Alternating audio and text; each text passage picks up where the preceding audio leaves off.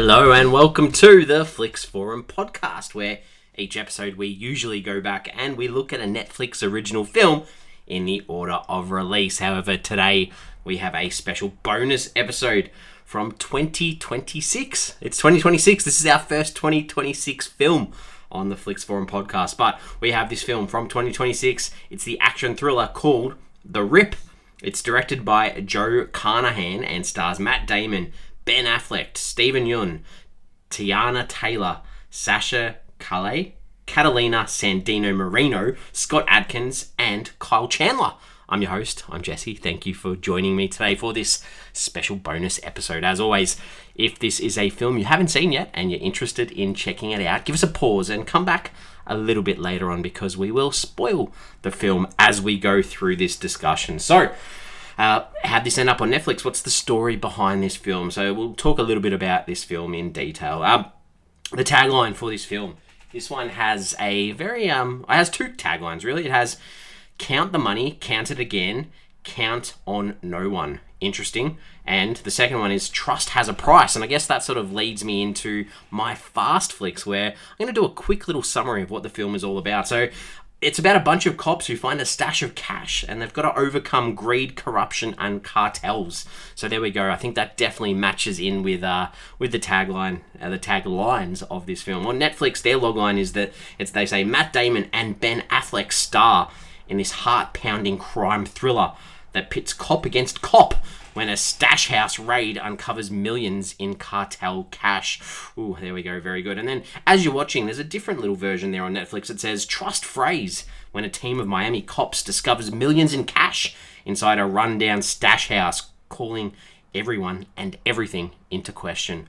There we go. It is a very hot summer day here in Australia and I have sweat dripping off my face as I record this. So I apologise if maybe I pause every now and then to have a little bit of a sip of a beverage because water obviously, but I'm struggling in this heat. All right, what else? Around the world, what's the film called? So in English it's called The Rip, and this refers to I guess it's a Miami police thing where you go and the rip is you go in and you find a cash or a stash of cash and you got to try and prevent dirty cops from getting it, I guess, because that's what some people do. So that's an interesting little take on it. But otherwise, around the world, in Spanish and Polish, it's called The Loot. That makes sense. In Portuguese, it's called Suspicious Money. There we go. It all ties in.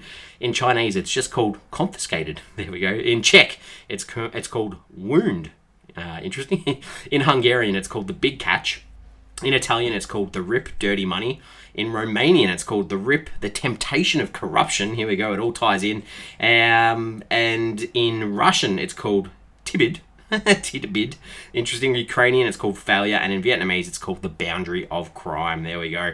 This film, it was first announced in June of 2024 with Matt Damon and Ben Affleck announcing that they would star. The film is written and directed by Joe Carnahan, who also developed the story with Michael McGraley. Damon and Affleck also produced the film at Artists Equity. Shortly after the project had been shopped around for a buyer, Netflix purchased the rights to distribute the film. The contract between Artists Equity and Netflix is notable because the streaming service agreed to pay a one-time bonus to the 1,200 people who worked on the film.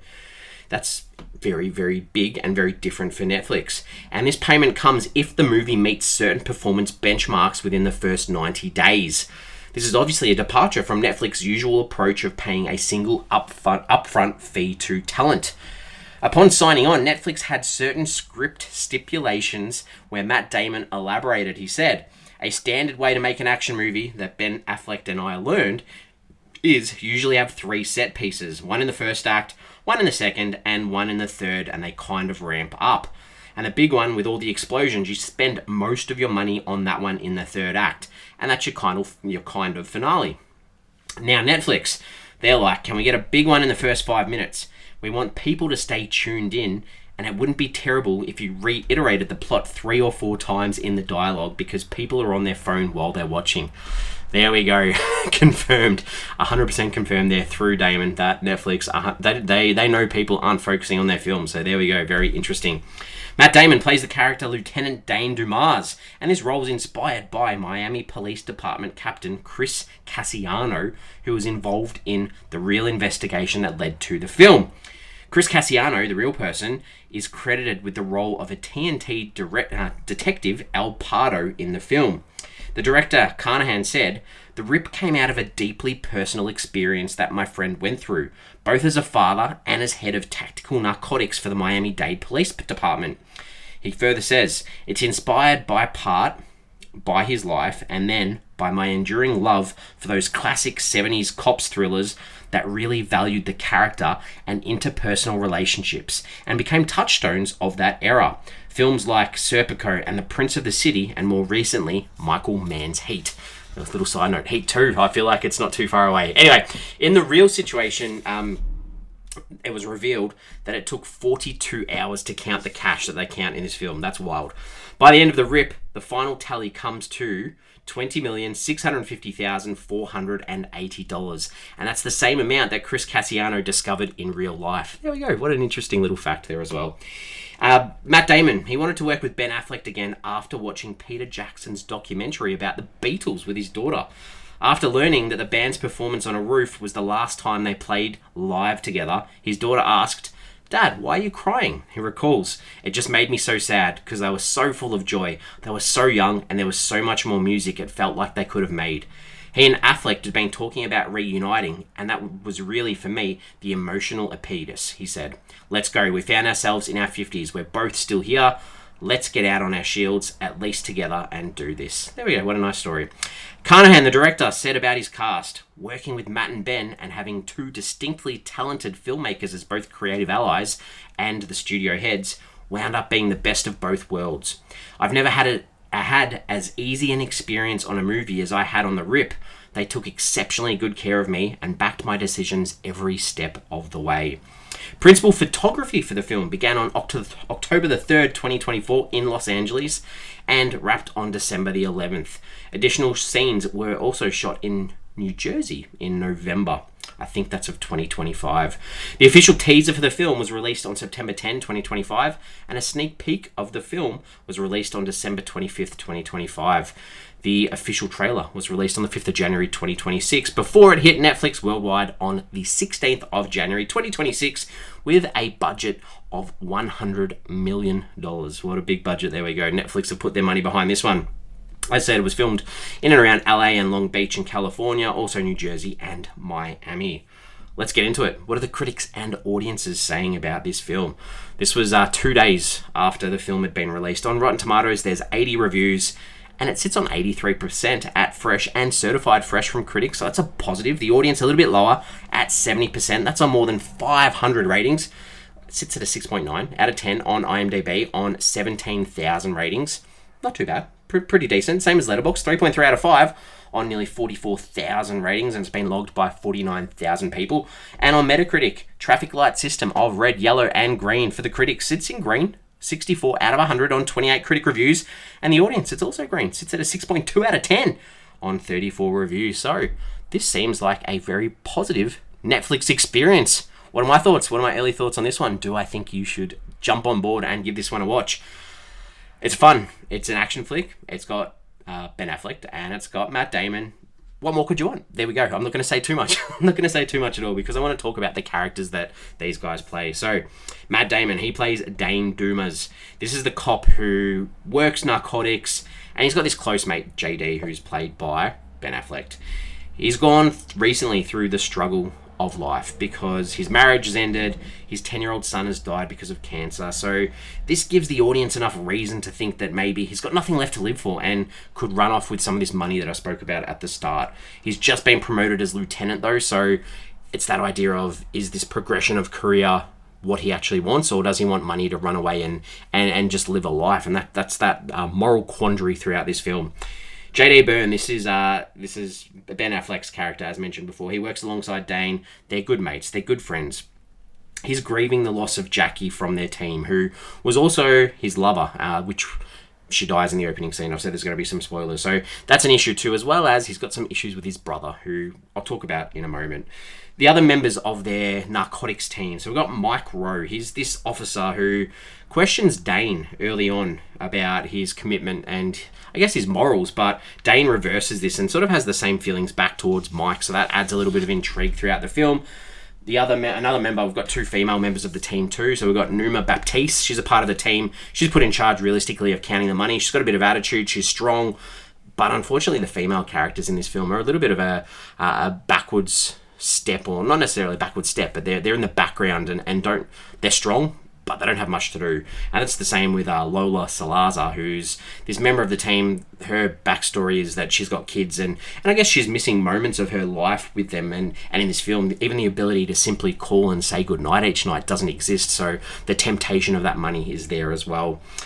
Desi is this girl who lives in her grandmother's house, and she's being used by the cartel almost to store the cash. She's throughout this film as a member of the film, because without her sitting there in that house that all of them are involved with the cash, bits and pieces wouldn't play out how they do. I'm trying not to spoil it too much, but she's a very important character in relation to some decoys that are played by Dane throughout this film.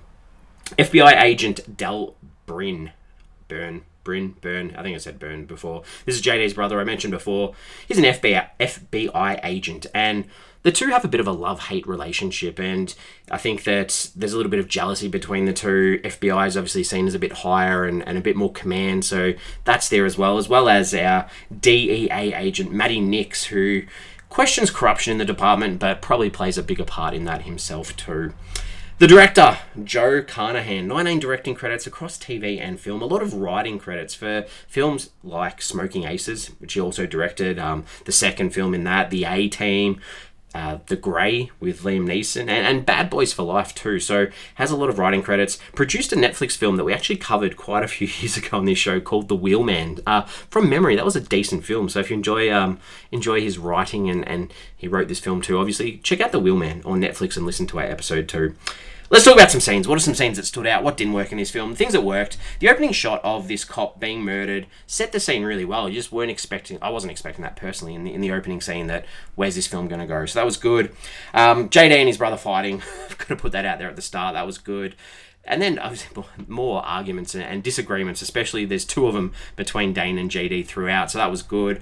Dane walks Mike down the road at a stage when they're in this sort of house and the empty streets. They walk down the road and he questions Mike as to if he's a snitch. I thought it was really well put together, the tension and the feeling I had that Dane is... I hadn't worked out yet whether he was good or bad. Was he going to turn around and shoot Mike? I thought that was really good.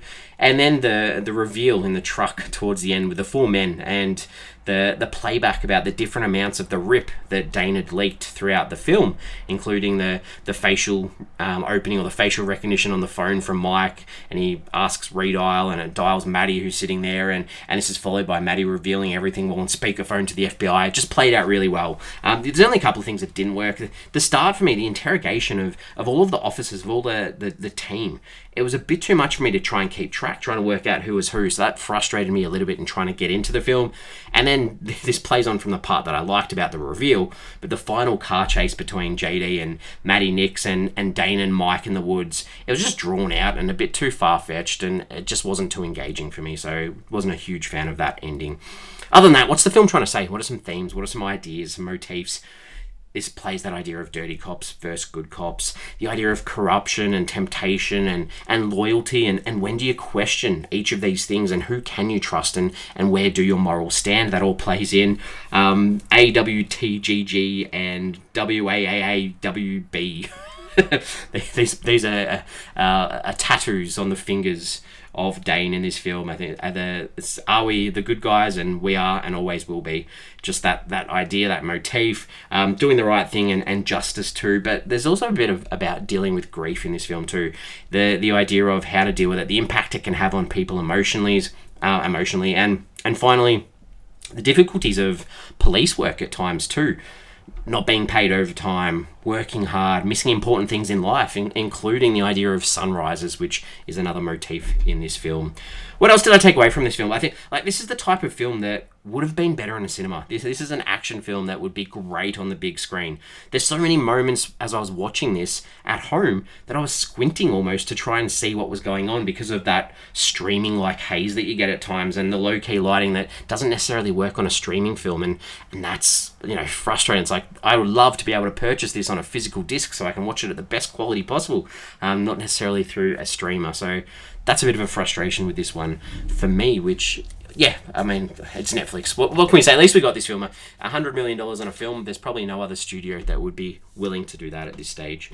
Some questions, some pondering, some thoughts to sort of finish this off. I said these letters out before, but those letter tattoos on Dane's fingers, just a little bit lame. It's just a little bit too much. It made him out like he was an absolute gangster, with a letter on each of his fingers. I just thought that was rubbish.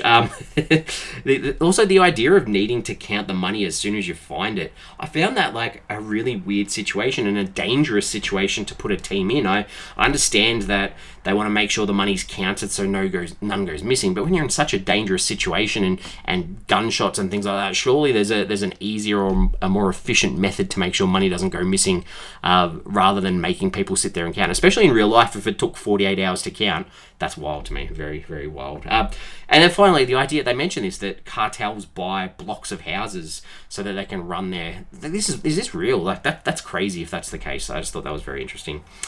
Other than that, I'm ready to wrap this one up. We give the film a rating out of 5 on this show. So for me, it's well paced. There's tension throughout, and it allows the runtime not to drag. It flows very nicely. It's nice seeing Ben Affleck and Matt Damon on screen together again, and they make this more than that mediocre sort of action film that you may expect. So it's worth a watch. 3.5 out of 5 for me. Solid rating. We're on socials. We have Facebook. We have Instagram. We have X, formerly known as Twitter. Give us a follow. Give us a like. We're at Flix Forum there. The question I wanted to ask was, do you miss the physical yellow pages? This is in reference to them playing a big part in this film. An old lady's house. She's got plenty stacked there, and then it's used as a bit of a decoy for cash, because I remember my childhood, these were great step ladders, so you could get up and reach things you weren't supposed to reach, and they were good to stop doors from closing, and booster seats in cars. I miss that's another physical thing that I miss. I mentioned before, I'd love this film on a physical disc, but yellow pages, I know it's a waste of paper, but some good memories from me there. Other than that, we have a huge back catalogue of Netflix original films. We're nearly up to 500 episodes of Netflix original films. So check out our catalogue, check out a film you may have seen. You may want to listen to me ramble on about a film. Other than that, our regular episode will be back on Monday, and we will see you then.